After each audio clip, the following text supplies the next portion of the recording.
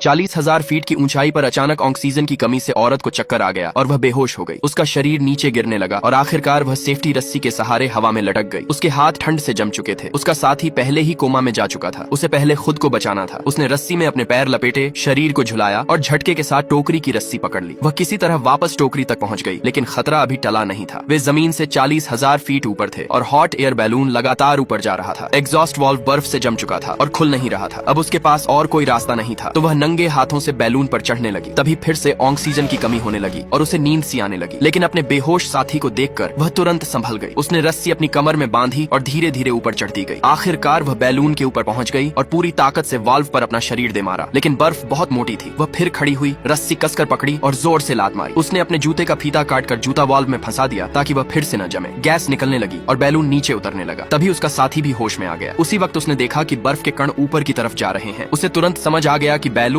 बहुत तेजी से नीचे गिर रहा है। उसने रस्सी खींचकर वाल्व बंद करना चाहा, लेकिन जोर लगाने से वाल्व पूरी तरह टूट गया और गिरने की रफ्तार और बढ़ गई। सोचने का भी वक्त नहीं था। जान बचाने के लिए दोनों लगातार सामान नीचे फेंकने लगे ताकि गिरने की रफ्तार कम हो जाए, लेकिन कोई फायदा नहीं हुआ। तभी आदमी को समझ आया कि सबसे भारी चीज तो टोकरी ही है। उसने औरत से मजबूती से पकड़ने को कहा, खंजर निकाला और टोकरी की रस्सियां काटने लगा। जैसे जैसे जमीन पास आती गई, उसने आखिरी रस्सी भी एक बार में काट दी। फिर भी रफ्तार ज्यादा कम नहीं हुई। औरत ने मन बना लिया कि वह खुद कुर्बानी दे दे ताकि मौसम का डेटा रखने वाला आदमी बच सके। वह कूदने ही वाली थी कि तभी आदमी को आखिरी तरीका सूझा। उसने औरत से रस्सी कसकर पकड़ने को कहा और बैलून की अंदरूनी रस्सियां एक एक करके काटने लगा। पल भर में बैलून सिकुड़ गया और एक बड़े पैराशूट जैसा बन गया। गिरने की रफ्तार अचानक बहुत कम हो गई। दोनों खुशी से एक दूसरे से लिपट गए। जंगल की तरफ गिरते हुए वे आखिरकार सुरक्षित उतर गए।